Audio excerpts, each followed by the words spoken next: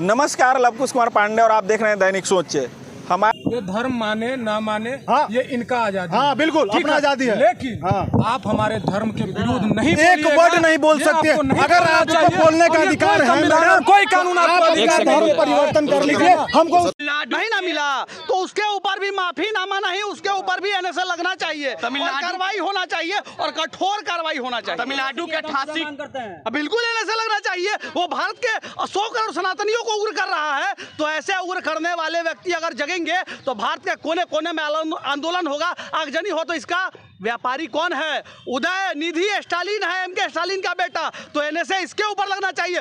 भारत जब जलेगा तो उदय निधि स्टालिन का नाम उसमें आएगा। एक क्या निष्कर्ष क्या निकलेगा जिस विरोध को आप कर रहे हैं, जहाँ पे जला रहे हैं फोटो को, इसे निष्कर्ष क्या निकलेगा? हमारा निष्कर्ष यही है कि जो सोए हुए सनातनी है वो जगे और सनातन धर्म की रक्षा के लिए एमके स्टालिन के बेटे जैसे लोगों का सर्वनाश होना चाहिए। इस तरीके से सनातन धर्म सबसे पुराना धर्म माना जाता है, पौराणिक धर्म है हमारा।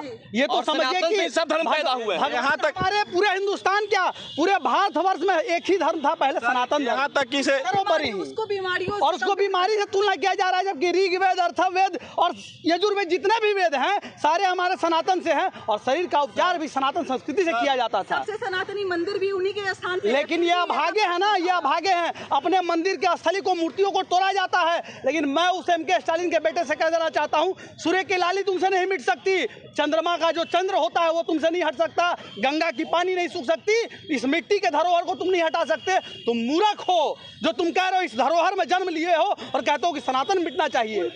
जो सनातन पे आघात किया उसका सर्वनाश हुआ है, आज नहीं तो कल उसका विनाश हुआ है। अब एनएसए नहीं लगेगा उनके बेटे पे? एनएसए लगवाना है, भारत सरकार को ये सोचना पड़ेगा। जो भाजपा के बड़े बड़े नेता हैं उनको सोचना पड़ेगा और लीगल एक्शन लेना पड़ेगा।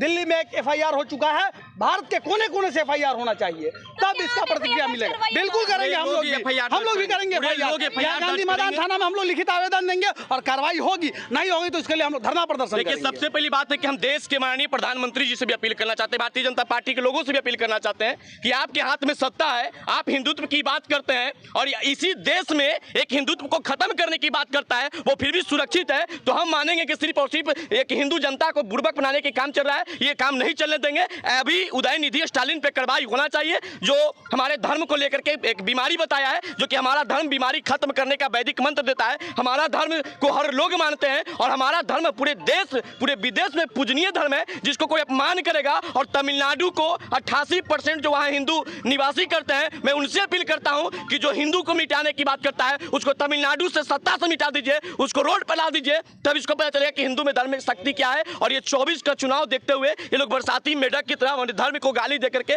सस्ती लोकप्रियता प्राप्त करना चाहते हैं। मैं उन तमिलनाडु के जनता से अपील करना चाहता हूं कि ऐसे लोगों को देश में सत्ता में बैठे रहने का कोई अधिकार नहीं है। ऐसे लोगों को सड़क पर लाके फेंक मारो, ऐसे लोगों को भूंजा बेचना चाहिए, ऐसे लोगों को फल बेचनी चाहिए।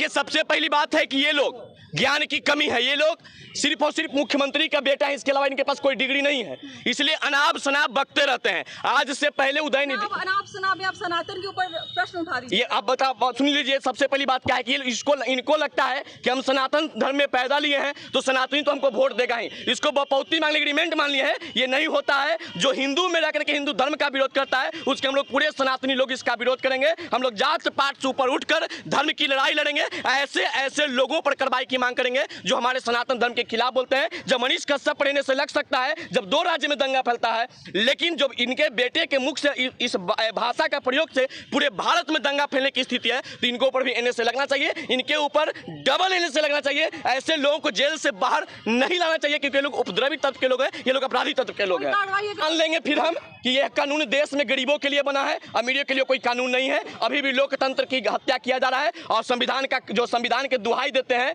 जो अपने आप को कृष्ण का वंशज कहते हैं, आज इस मौके पर अगर चुप बैठ जाएंगे तो हम यह मान लेंगे कि वो सिर्फ और सिर्फ नकली लोग हैं। यहाँ पर कानून गरीबों के लिए है और लोकतंत्र की हत्या राजतंत्र की नया से शुरुआत कर दिया गया। बिहार के मंत्री की बात मत कीजिए। बिहार के मंत्री सिर्फ मुखौटा है। राज्यों के मुख्यमंत्री जिनको जेहुल्लम के जयंती याद होता है, मोहम्मद कमरान साहब का जयंती याद होता है, कृष्ण जन्माष्टमी याद नहीं होता है, उनको हम बिहार सरकार के मंत्री नहीं। जो एक धर्म के लेकर काम करता हो, एक जाति के लेकर काम करता हो, उसको हम मंत्री नहीं मानते हैं, क्योंकि मंत्री का शपथ होता है, उसमें पूरे संविधान को हाथ में लेकर के कसम किया जाता है कि हम इस देश में रहने वाले सभी लोगों का सम्मान करेंगे। जो सम्मान नहीं करा, जो कदर नहीं करा, उसको मंत्री नहीं मानते।